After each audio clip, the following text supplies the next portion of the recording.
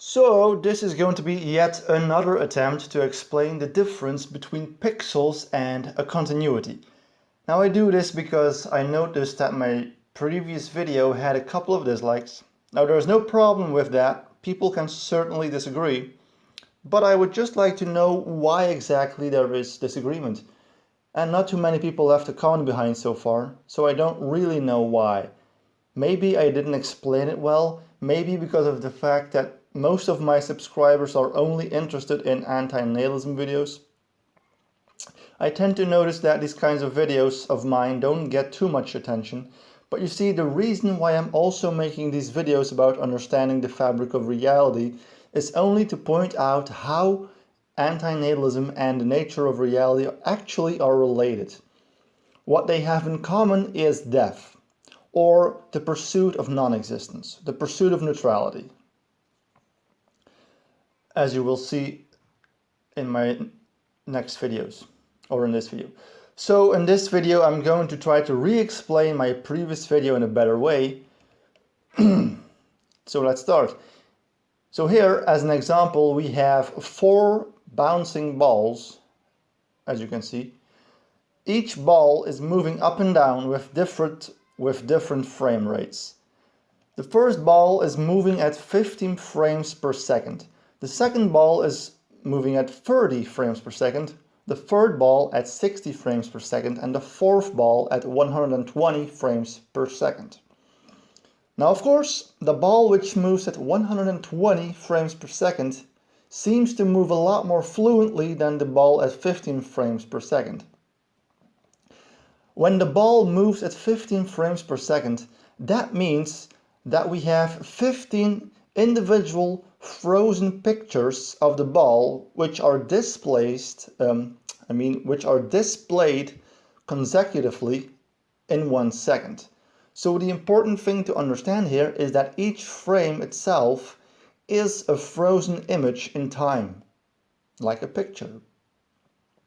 Now imagine that everything in the universe was moving at 1 frame per second.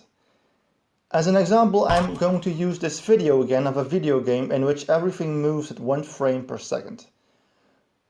So really notice that each individual frame is a frozen image in time. They are just pictures which are displayed one at a time.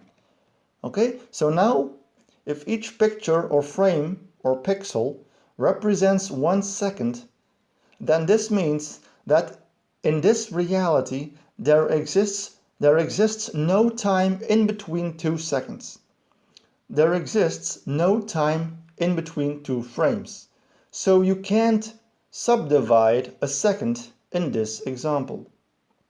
In this example, 1 second is the smallest unit of time. So the first second will immediately jump to the next second without crossing any possible subdivisions in between those 2 seconds. In other words, it will skip any possible subdivisions that might exist in between 2 seconds. And it is precisely this skipping effect that you can see in this 1 frame per second video game.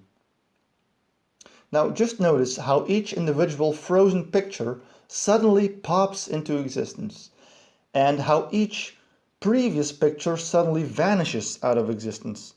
It's almost as if you are being teleported from one picture to the next picture, because it happens so instantly. So now I'm going to ask the same question again.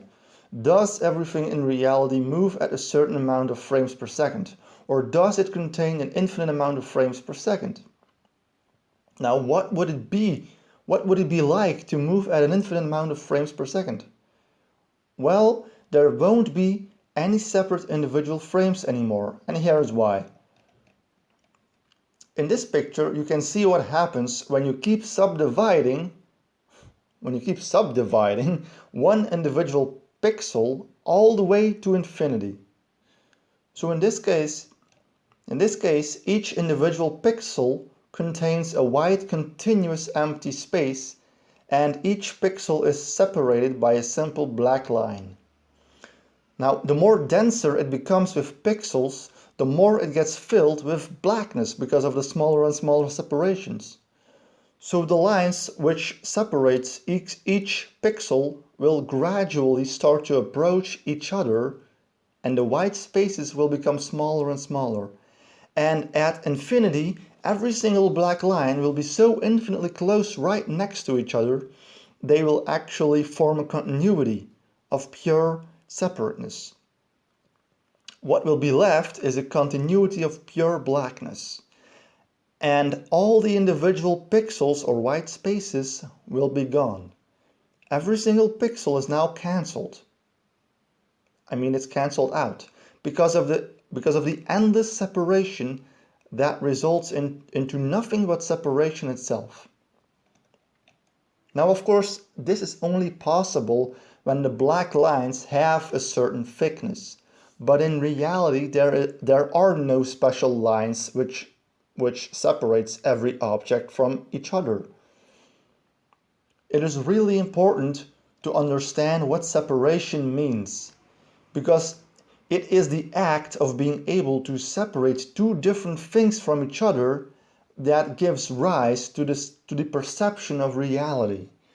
The reason why you are able to experience any experience is because you are able to distinguish every single experience. You are able to separate experiences from each other. If you couldn't separate them, you couldn't perceive them. And if you can't perceive them, there would be no reality.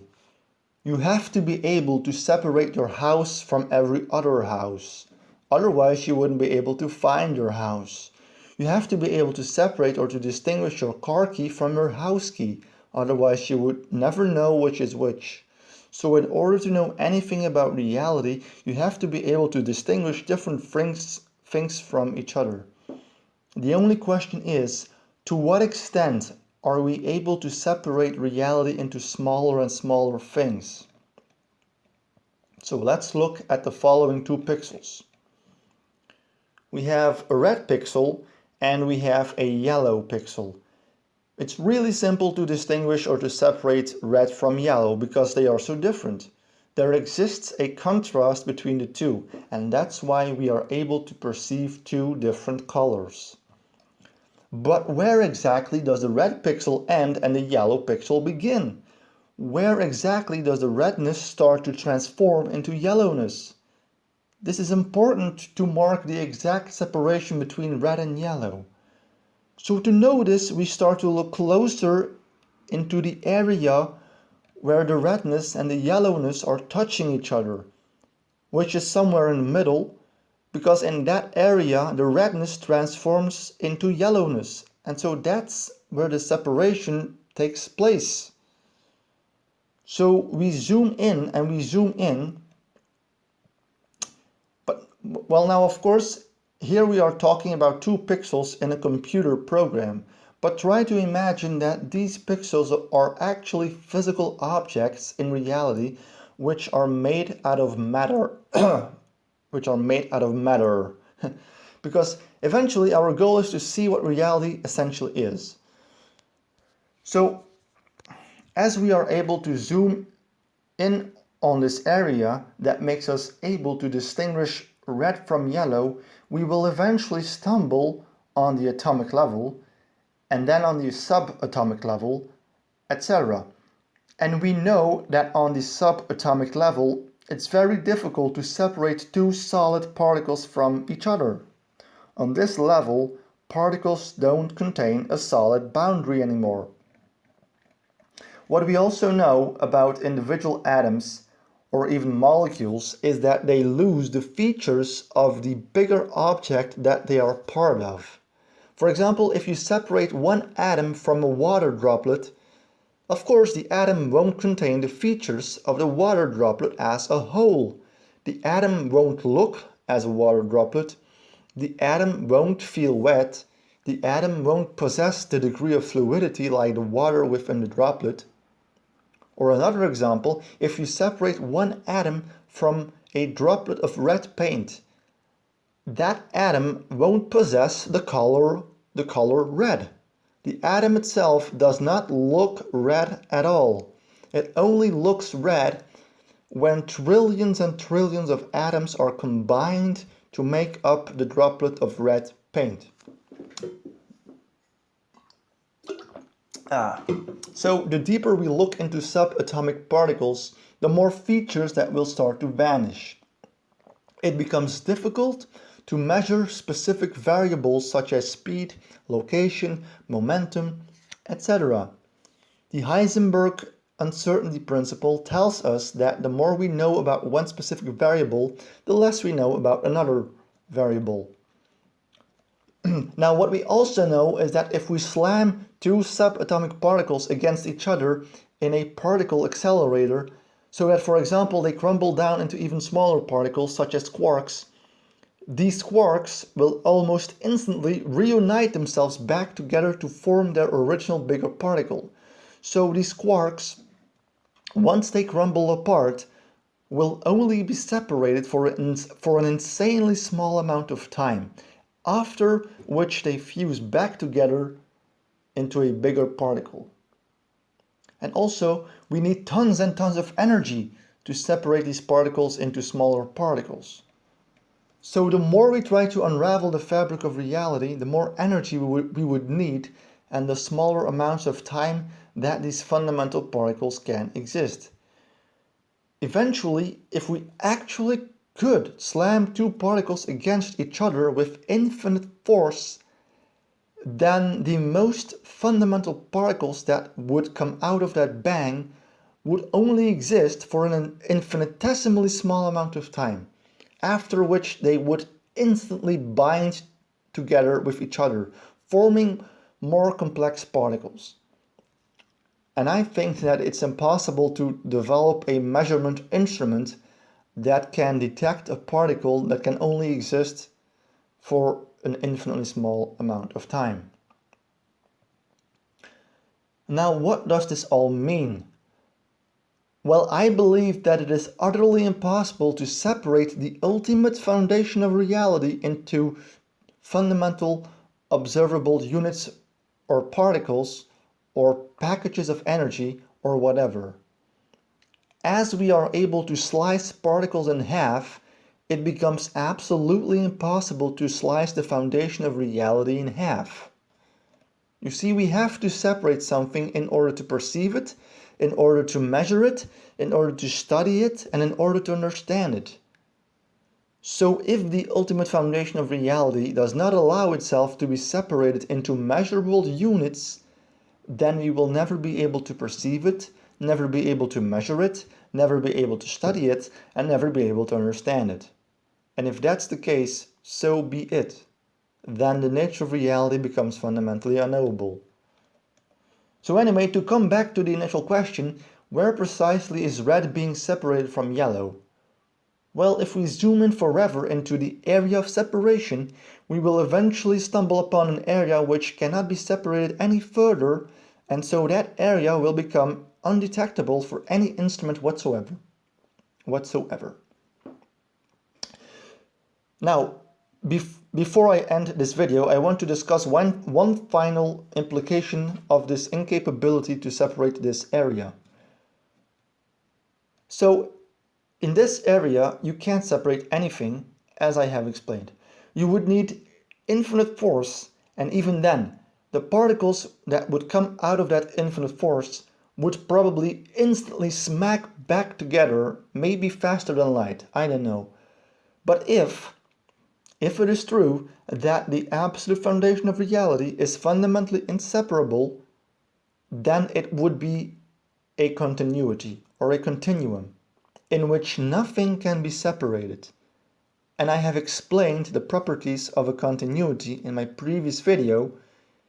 In this inseparable area, individual things don't exist.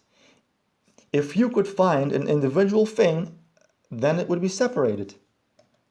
Also, in this inseparable area, distance doesn't exist, because distance has to be measured with an instrument that is itself separable. But you can't put a separable instrument into an inseparable area. How do you measure distance? Well, you stick your ruler into the area that you want to measure. A ruler that contains separate units of distance. But if the area doesn't allow to interact with anything that contains separate units, you won't be able to measure anything at all, not even distance. Also, a measurement device has a certain degree of sensitivity. It basically measures a certain amount of impulses per time unit, and every impulse that it measures is distinguishable. But if this inseparable area doesn't allow individual particles/impulses to escape from it, then no measurement device will ever be able to detect anything. And so that's why we're dealing with a continuum. It's one continuous field and literally nothing is able to penetrate that field or to take a little piece out of that field. Not even an infinite amount of nuclear bombs are able to torn this field apart. This field is infinitely strong and it's totally interconnected. And this is another important thing to understand. And maybe the notion of interconnectedness is also a reason why people might reject my philosophy, because it sounds so spiritual or pseudoscientific, or it sounds like new age bullshit. But please let me explain it to you as good as I can in a logical way. The notion of interconnectedness follows from the fact that distance becomes immeasurable. Your measurement device or instrument cannot interfere with this field. The notion of interconnectedness also follows from the fact that this field might be infinitely strong. This field is infinitely strong and everything that it contains is connected with each other with infinite force. So even if this field is made out of separate units, these units would all be tied into each other with infinite force. They would all be glued together with infinite force and infinite pressure, such that it would become impossible for anything to penetrate them and to separate them. So now imagine two separate particles being forced together with infinite force. It would become impossible to separate them. If you and I were glued together and some kind of external force is literally squeezing us against each other with infinite force, what do you think would happen? We would literally melt into each other. We would fuse together. Our atoms would completely intermix and it would all be compressed into an infinitely small ball. And there would be no more difference between you and me. We would become inseparable. We would literally become the exact same thing. There is absolutely no way that within this infinity ball that we would still be able to somehow distinguish anything that belongs to me from anything that belongs to you. Every single part of me and every single part of you would all fuse together into an infinitely small space. If you force two separate things into an infinitely small space, they would absolutely fuse together into one thing. There won't be any separateness anymore. In other words, they would become continuous. They would form a continuity. So now imagine forcing an infinite amount of particles together with infinite force. They would all fuse together into one single thing and form a pure continuity. Just like a singularity, or like the Big Bang. The whole universe was compressed into an infinitely small space. So literally the entire universe was reduced to one singular infinitely small thing. And now try to understand the following, or at least try to be open-minded towards it.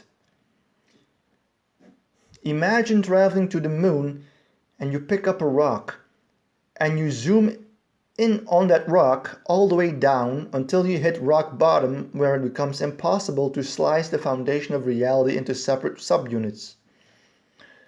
And now you travel back to Earth and you pick up another rock in some forest and you again zoom in onto that rock all the way down until you hit rock bottom, where it becomes impossible to slice the foundation of reality into separate subunits. The point is that there is no difference between the absolute foundation of the rock on planet Earth and the rock on the moon. If you zoom in onto both the rock on the moon and the rock on the earth, you eventually stumble on the exact same thing. But also location-wise, the location of the absolute foundation of the rock on the moon and the earth is the exact same location. There is no difference between the location on the absolute level. Here you see a visualization, or however you pronounce it, visualization of what I mean. We have several objects which are separated by distance, so all these objects are distinguishable. Now, if we start to zoom in on all these separate objects, we will eventually enter this thing in which everything is tied to everything else with infinite force. So within this thing, everything is fused together into an infinitely small space, just like a singularity. So it doesn't matter where you are in the universe, if you pick a random thing in the universe and you start to zoom in on it, you will enter that singularity, which is the exact same singularity within every other thing or location in the universe. So every single point in the universe can be traced back to the exact same singularity in which everything is fused together as one thing. I'm not saying that there are an infinite amount of separate singularities, there's only one. And the trillions and trillions and trillions of separate things that are manifesting in the universe can all be traced back to this one singularity if you zoom in on every single separate thing, such that they become all connected. But of course, still remember that within the singularity, there is nothing to perceive, nothing to detect, nothing to separate, nothing to measure, nothing to understand about. Okay, that's it. This probably still sounds like absolute bullshit. This whole theory is just based on the idea that the smallest things out of which everything is made of are tied together with infinite force such that they form a continuity in which separateness doesn't exist. That's all. I'm I'm tired of talking so much. Bye.